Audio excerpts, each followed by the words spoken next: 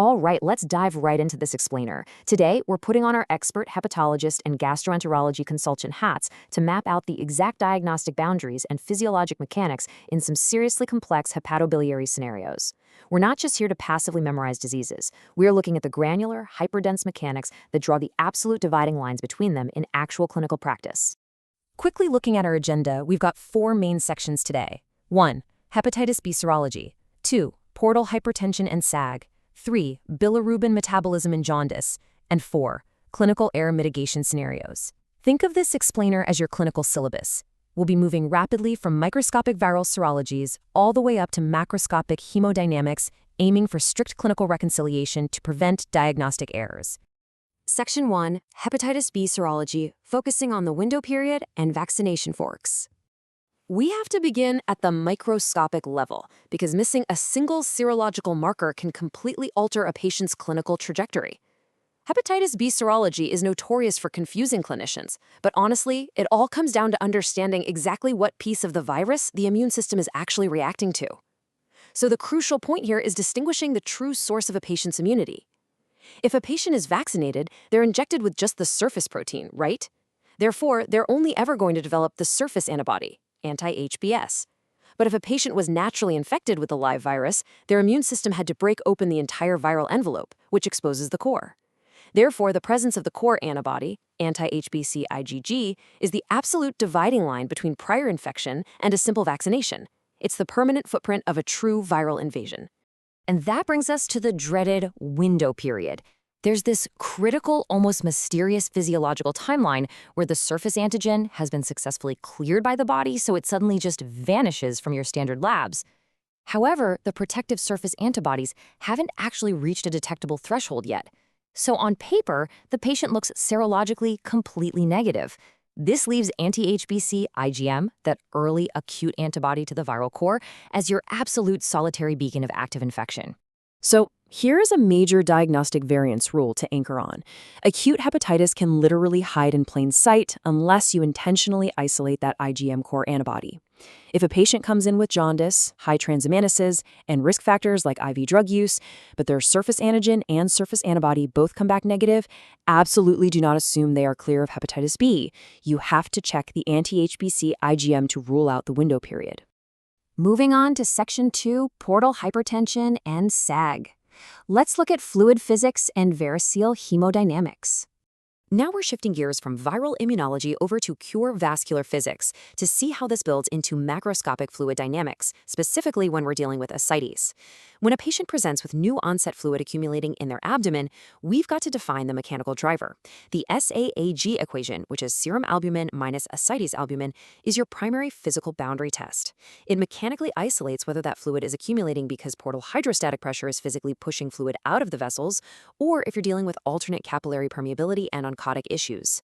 By mapping SAG values strictly greater than 1.1 to portal drivers and those less than 1.1 to non-portal drivers, you instantly have your differential diagnoses. A gradient of 1.1 or higher means there's intense back pressure in the portal system, like what we see in cirrhosis or right heart failure. That pressure is forcing water out but trapping the large albumin proteins inside the blood. Conversely, a gradient less than 1.1 means proteins are leaking out equally due to inflammation from things like tuberculosis or peritoneal malignancy, or the serum albumin is just fundamentally low across the board, like in nephrotic syndrome. Now, if that high gradient portal hypertension backs up enough, it opens up collateral venous channels, leading to esophageal varices.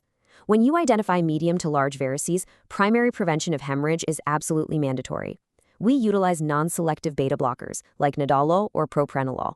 You might wonder, why non-selective? Well, blocking the beta-2 receptors in the splanchnic vasculature allows alpha-1 receptors to operate completely unopposed. This actively clamps down splanchnic vasoconstriction and physically restricts blood flow right into the engorged portal system.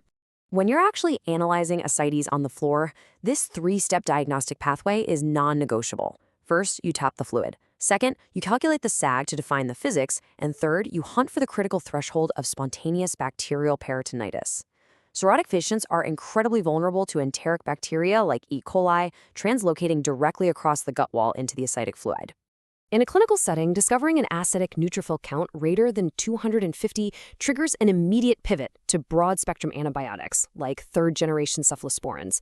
This overrides pretty much all other interventions. You do not wait for the bacterial culture to grow. The presence of that many neutrophils is outright diagnostic for SBP and demands immediate action to prevent septic shock. Here is an incredibly elegant diagnostic variance to keep in your back pocket. Let's say you calculate a high SAG. It's greater than 1.1. Okay, we know it's portal hypertension. But is the liver destroyed or is the heart failing? Examining the total ascites protein level precisely differentiates this. A cirrhotic liver is severely scarred and fails to produce protein, so the fluid protein is less than 2.5. But in right-sided heart failure, the liver architecture is actually intact. It's just heavily congested.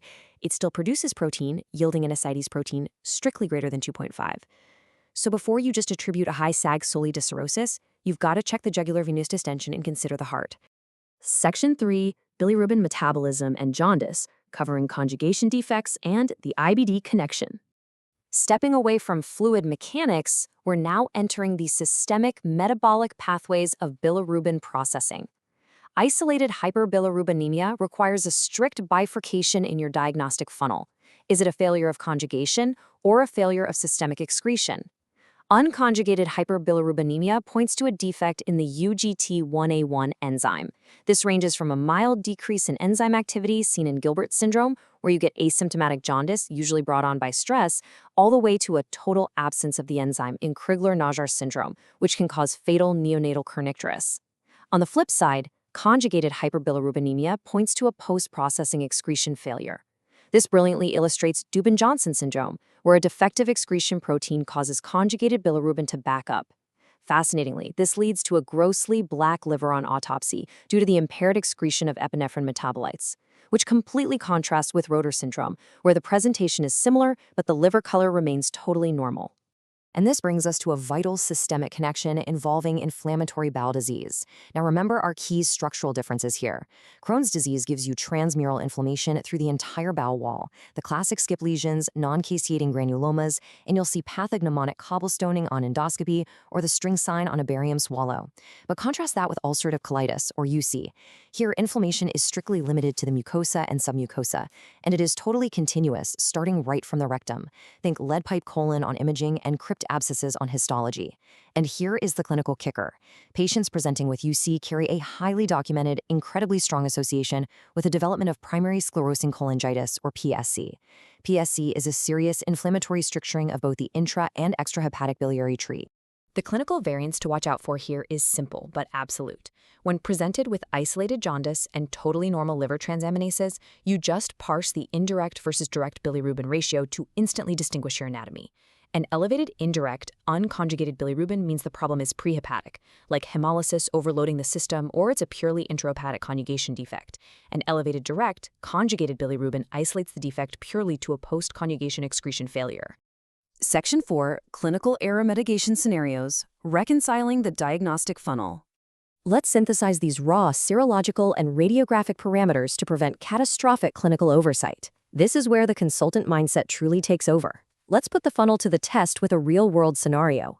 If you see a patient with an existing history of ulcerative colitis suddenly develop a highly elevated alkaline phosphatase and conjugated hyperbilirubinemia, your clinical alarm bells should be ringing loudly. You absolutely cannot just assume this is standard drug toxicity from their bowel medications. You must force the analysis toward primary sclerosing cholangitis and secondary biliary cirrhosis. You'd move straight to looking for that classic beating pattern on an MRCP. It's all about taking discrete data points, a mucosal bowel disease and a cholestatic lab pattern, and intelligently bridging them through known pathophysiological mechanics. By adhering strictly to the window period markers, the physical boundaries of the SAAG equation, and those exact bilirubin fractions, you completely eliminate the guesswork. You transition from just reacting to symptoms to mechanistically disassembling the disease itself.